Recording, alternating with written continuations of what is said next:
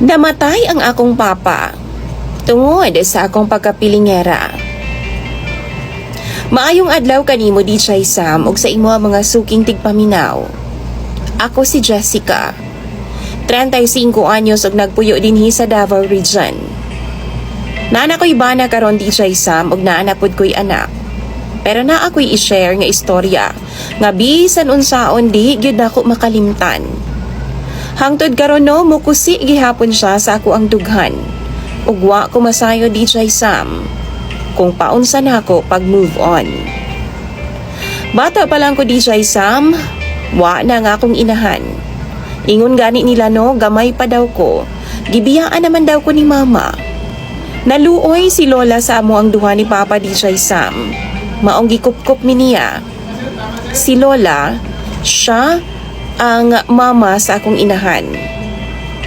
Niadto nga time buhi pa si Lolo. Pero dihang nag-grade 2 ko DJ Sam, namatay ra pud siya. Wa ko masayod kung unsay hinungdan nga gibiyaan mi sa akong inahan. Basta ang nabutang sa akong hunahuna nga basin badlungon si Papa. Basin na ay dakong sala nga nabuhat si Papa. Construction worker ang akong amahan DJ Sam. Si Lola, sukad namatay si Lolo, wa na po'y income. Nagsalig na lang pod sa kita sa akong amahan.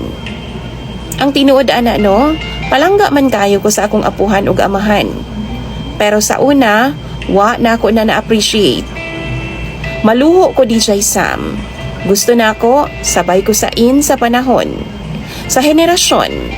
Kung unsay naa sa akong mga classmates, dapat naapod ko. Kung unsa ang naa sa mga bata sa among lugar, dapat naapod ko. Di ko magpaulahi. Tungod ni ana, permi kong ginasermonan na sa akong lola DJ Sam. Tungod lagi pud sa akong batasan nga di gyud magpalupig. Di daw gusto si lola nga magdako kong tamad o way nakabaluan sa mga bagay-bagay. Ang kunon ko DJ Sam, tapulanon jud ko ug napuno ko sa rason kung ilaha kong suguon. Sige ra ko kasab-an ni lola. Pero wa na ko na ginabutang sa akong hunahuna. Left and right ang akong pangayo sa ilaha. Ginapuga gid nako sila. Style nako no, iagi nako nas mga projects. Or moingon ko nga bayro nun sa eskwelahan kay kung moprangka man gud ko sa ilaha nga para pang luho nako, di man sila muhatag. Ilaha na noon kong yawyawan. Bisan unsa pa kadako ang akong ginapangayo, ginahatag jud na ni Papa. Kay wa man siya'y mahimo, maglalis ming duha, or ako adayon siyang baharan nga mulayas ko, ugaling man di niya ihatag ang akong gusto. DJ Sam, laag dinhi, laag didto ang akong ginabuhat. Nag-college pa ko ha sa private school, kay di man ko ganahan sa public school. Gipagbigyan gihapon ko ni Papa, kay mulayas man ko kung di ko niya hatagan sa akong gusto. Tumanan gid ko niya DJ Sam. Tanan akong luho, ginahatag ni Papa. Hangtod nga, ni-graduate ko sa ako ang kurso DJ Sam. Ingon pa gani si Lola. Bahala daw og suwail ko nga pagkaanak. Basta, nahuman lang yun ako ang akong pag-eskwela. Proud na daw kaayo sila sa ako Nang-apply dahin kong trabaho DJ Sam. Way laing gihangyo si Lola nako, di isaon ako magminyo. Kinahanglan nga tabangan una daw nako si Papa. Pero DJ Sam, di ko ganahan og ingon ana. Maong dihang nakasweldo nako sa akong trabaho. Naglain akog puyo. Nag-apartment nako. Tungod kay di ko ganahan og patungan kog responsibilidad sa balay. Gusto na ako libre ko nga buhaton ang akong tanang gusto. Gawas pa diha, gusto na ako nga way laing makialam sa ako ang sweldo. 3 ka buwan gikan sa akong paghawa sa balay DJ Sam. Nanawag si Lola. Gipapauli ko niya sa amua kay namatay daw si Papa. Ambot ba DJ Sam? Di misuod ni Papa ha kay nagtuo man gud ko nga siya ang hinungdan nga gibiyaan mi ni Mama. Gawas diha, permi pud siya nga busy sa trabaho. Pero wa na ko na malayan. Nitulo na di ay ang akong luha sa mga mata. Niuli ko sa mua DJ Sam ug nakita na ako si Papa. Yang patayng lawas. Grabe na kahugno. Daot na kaayo. Niwang na kaayo. Ingon pa ni Lola no, halos wa na daw kaon-kaon si Papa tungod sa katipid. Aron lang yun daw nga makabayad sa iyang mga utang dihang nag-eskwela pa ko. Halos di na mo pahuway. Construction worker sa adlaw, habal-habal driver sa gabi. Daghan daw ginabati nga sakit sa lawas si Papa. Pero wa gi daw siya nagpa-check up aron nga makatipid.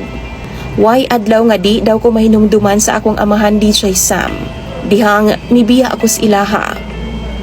Ginahandom daw ko ni Papa. Okay ra ba daw ko? Nakakaon ba daw kog tarong? Naa pa gani mga higayon nga gusto pa daw ni Papa nga hatdan kog pagkaon. Pero gipugngan daw ni Lola. Kay og siya pa, kinahanglan daw nga mukat-on ko. Idaran ako, og dapat asikasuhon daw nako ang akong kaugalingon. Isa pa diha, naa naman daw ko'y trabaho og naa na ko'y saktong sweldo. Ingon si Lola DJ Sam, bata pa lang daw ko. Gipangandaman jud daw ni Papa nga akong pang-college. Di daw niya gusto nga maramdaman nako nga kulang ko bisan pag wa si Mama. Saka nako nakita ang kaayo og karesponsableng amahan ni Papa DJ Sam. Nawa na siya. Katunayan ana, iyaha kong gibarugan. Bisan pagibiyaan ako sa akong kaugalingong inahan. Wa na siya nagminyo, aron makasentro siya sa iyang mga responsibilidad sa akoa. Grabe na akong hilak DJ Sam. Pero ingon sa ulahin na ang tanan. Di na niya madungog. Di na niya ma-appreciate ang tanan. Di na ko makabawi pa sa iyaha. Di na siya makatilaw nga maglingkod na lang og maghulat kanus ako magsweldo. Di na niya ma-feel nga mahal kaayo nako siya. Gilubong si Papa DJ Sam pero naapil gyud ang akong kasing-kasing. Grabing pagmahay ang akong gibati. Human ni adto, nisaad ko sa akong kaugalingon. Palpak man ko sa akong amahan, mubawi na lang ko sa akong apuhan. Magtarong nako, ayuso na nako ang akong kinabuhi. Nalipay pod si Lola DJ Sam kay dako na daw kaayo nga akong kabaguhan. Gihatag nako dili lang iyang mga needs, kundi pati ang iyang wants.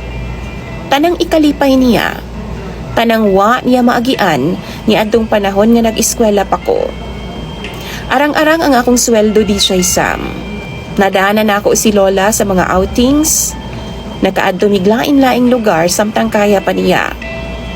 Nasaksihan pa niya ang akong kasal ug nakita pa niya ang iyang apo sa akoa. Pero last year lang, gibawi na pud siya sa Ginoo gikan nako. Pero bisan sakit, pasalamat gihapon ko nga gikauban pa nako siya dugay-dugay dili sama kang Papa. Si Lola man good, taas-taas pa ang higayon nga nakauban ko siya ug nag-enjoy pagyud ming duha. Dili parehas kang Papa, nga pulos kasakit ang akong pabaon sa iyang pagkawala. Mauna ang rason na DJ Sam nga naay mga panahon nga sakit kaayo nga akong gibati. Matulala ko kung makahunahon na ako sa akong mga kaagi kang Papa. Makahinumdum ko ni Papa. Mutulo ang akong mga luha. Wa ko masayod kung unsaon ako pag-overcome ang mga alaala ni Papa. Akong mga pagmahay sa ako ang pagtrato sa iyaha. Ang tinuod ana DJ Sam no, ayos naman ang among kinabuhi kauban ng akong pamilya. Akong anak ug akong bana. Pero dili gihapon ko kompleto. Daw kulang man. Dili ko malipayon kaayo. Ngano kaha? Unsaon ako ni? Kamo mga viewers ug followers ni DJ Sam. Unsay ma-advise ninyo sa akoa? Sultihi ko ninyo bi sa comment section. Imong sender DJ Sam og follower, Jessica.